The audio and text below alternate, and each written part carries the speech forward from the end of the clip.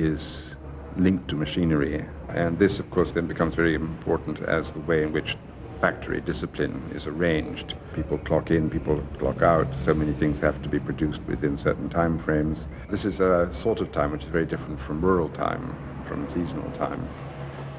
And this is one of the ways in which the new kind of time imposed itself on broader and broader sectors of the population.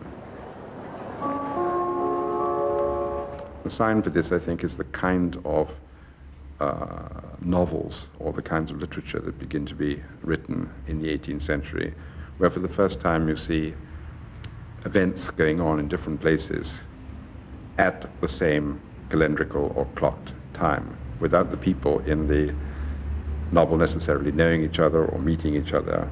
That is, the reader has become God in a way, watching simultaneous events. You take, for example, the marvelous description of the Gordon riots in Barnaby Rudge.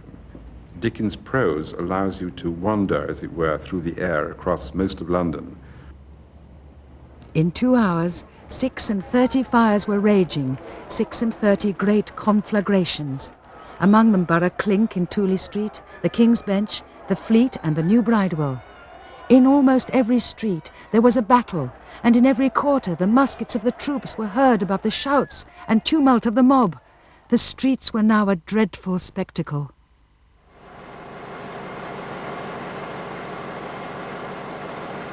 The development of print technology is quite fundamental to the origins of nationalism as we know it. In the first place, I think one has to remember that the published book, which is an exact replica, each book is an exact replica of all the others bearing that title, is the first sort of consumer durable of modern society. And what it gave people when it began to appear, and there were already millions of books being produced within the first half century after the invention of printing, what it gave people was the feeling that there were lots of other people who they didn't know who had bought the same book, who were reading the same book with them. That is, it wasn't like manuscript reading. It was, as it were, mass-produced reading. This changing conception of time was accelerated by the development of the newspaper. Nothing connects the events recorded in a newspaper except the fact that they've taken place on one particular day. And here is, I think, one of the seeds of nationalism as we know it. We get lots and lots of people reading in the same print language.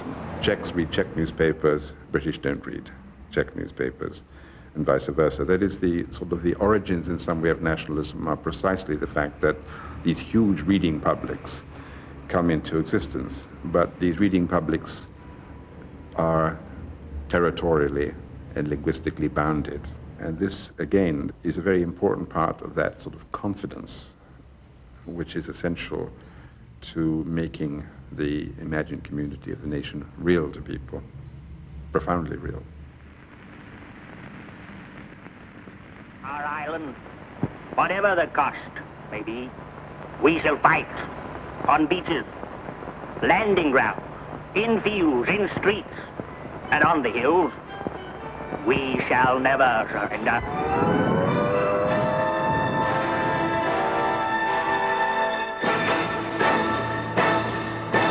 I think that you see nationalism typically becoming more visible. It's there all the time, but it becomes sort of politically salient under two kinds of conditions, I think. One, when there is in fact a genuine threat, which everybody in the nation recognizes is there. I think everybody in 1940 recognized that something very menacing was happening on the continent.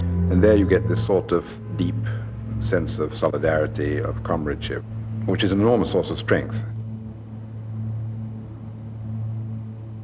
On the other hand, then there's sort of much more sort of bogus and factitious ones where state governments or regimes, for their own purposes, usually for some kind of raison d'etat, by using the levers of mass media, control of information, propaganda, can artificially stimulate this nationalism.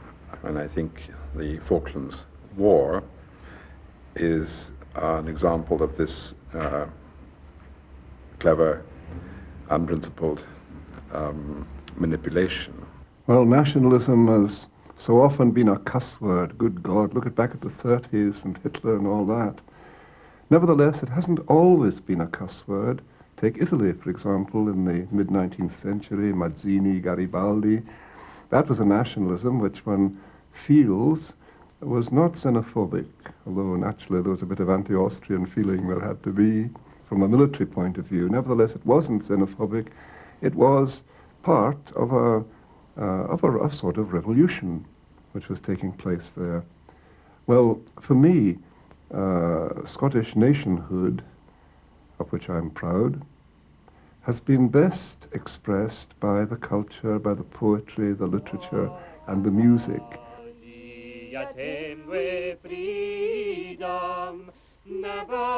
Gaelic tradition, of course, the Gaelic song tradition, is what sells the Gaelic language itself. People learn the language because of its music and its song.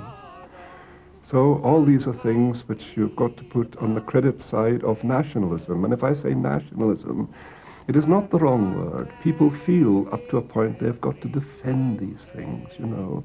And that means an assertion of identity, which is a sort of nationalism. And the black boy friant Nyanga dings the fell gallows o' the burghers doon.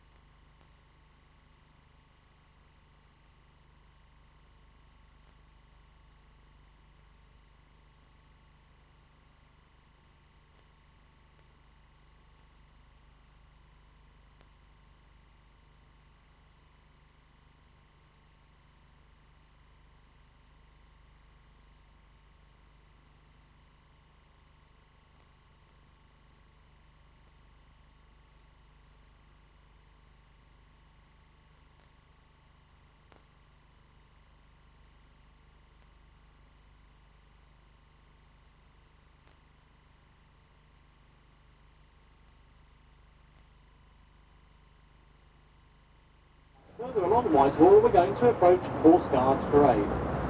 Here National identity, like personal identity, is part memory, part forgetting. The selection of photographs in a family album finds a parallel in what might be called the national album, that collection of ancestors by which we understand ourselves and present ourselves to others. 10 o'clock, 11 o'clock. Of course, Her Majesty the Queen now lives in Buckingham Palace, which is just around the corner. Charles held his stag night before he got married to, she was the mistress of Edward VII. Very good with our foreign languages, myself especially. Huge for location in London. Having said now, it's been decided that it will house a brand new theme park. If you were to compare British culture with the way in which, say, the Ulster Loyalists return again and again to certain dates, chiefly 1690, sometimes 1912, I think in the British historical imagination you do have something really equivalent, very, very fossilized. There are just a few figures, a few dates which are referred to. There's an uncritical acceptance of a sort of national heritage idea of history, and a lack of interest in the complexity of British history.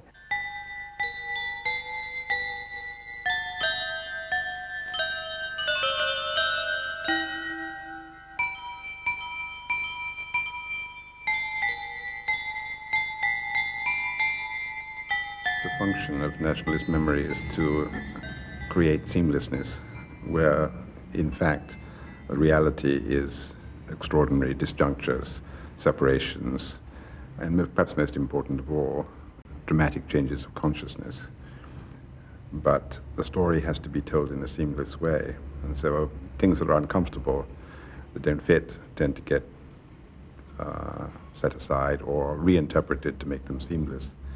A good example of this would be the French Revolution, which everybody's now that it's 200 years safely in the past, can be celebrated in a civic spirit in France. But in fact, of course, it was an extremely violent event which tore France apart for many generations. And so it's now being all reinterpreted as something cozy for everybody. So you can look at it and say, ah, yes, that's it. Let's have some postcards of it. The ways in which, say, for example, monuments or places that seem to symbolise the very essence of the nation are like Trafalgar Square, are represented as completely benign places. There's never been no struggle around them at all. They never represent any contradictions. So that the massive, 250,000 and up demonstrations that took place in the late 19th century in Trafalgar Square in support of Irish Home Rule are erased from history books and are therefore erased from any popular memory. The construction of the nation is also about the construction of a nation that is classless and doesn't have tremendous class conflict in its history. And I think that the ways in which the symbols of the nation are always about a struggle to construct one popular memory as against another.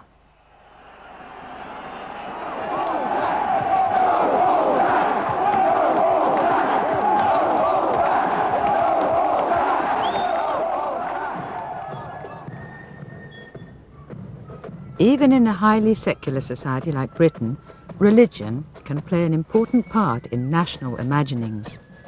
Every year, on July the 12th, Protestant Orangemen parade the streets proclaiming their allegiance to the British state.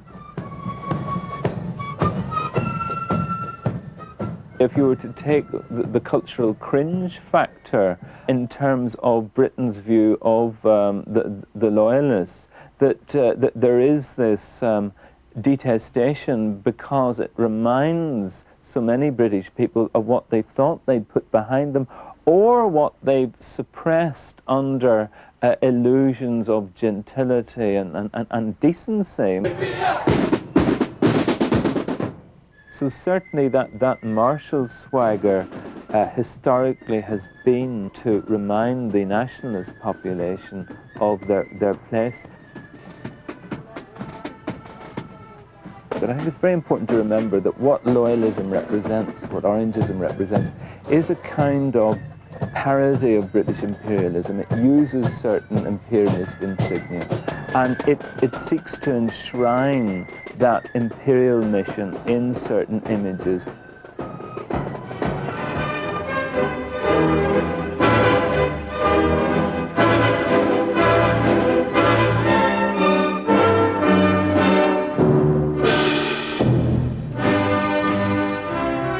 Explorers, surveyors, and adventurers from Britain, France, Holland, and Portugal had charted the globe, mapping their territories for commercial enterprises. This commercial exploitation was later taken over by the European states, who imposed a form of official nationalism on their colonies. The British Empire was a grab bag of tropical possessions scattered over every continent, providing new opportunities for armies of British functionaries, schoolmasters, merchants, and planters. And it really is astonishing to see how many Scots actually helped to build the now bygone British Empire. Everywhere.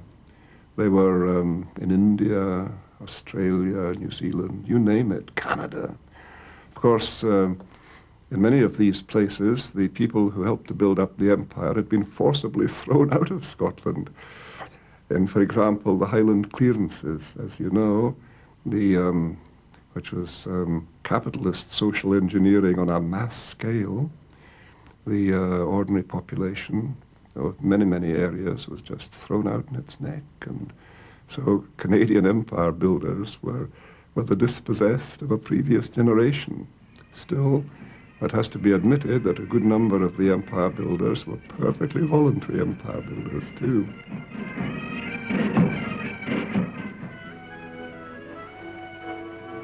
One of the sinister things about the empire was that it encouraged all kinds of sort of middle-class people to imagine themselves, through race, as belonging to a kind of world aristocracy, to play aristocrat off-center court, which was something which the aristocracy encouraged in order to shore up its own domestic position.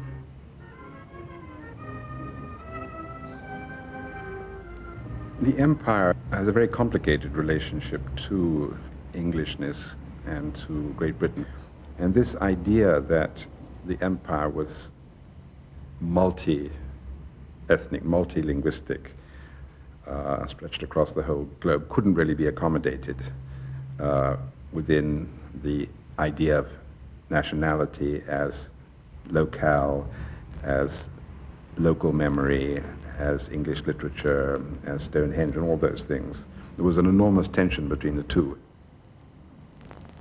So you have these extraordinary educational efforts in India, in Malaya, and all around the globe, where local, usually upper-class local children, were trained, as it were, to act, think, as much as possible, like English people, or middle-class or upper-class English people. But of course, the irony of all this was that you could train all these people to do this. And the logic would then say, well, if they really are Englishmen, there's no reason why they can't be cabinet ministers, they can't become Archbishop of Canterbury, or they can't, play important roles in England. But the English nation itself, of course, feeling quite national,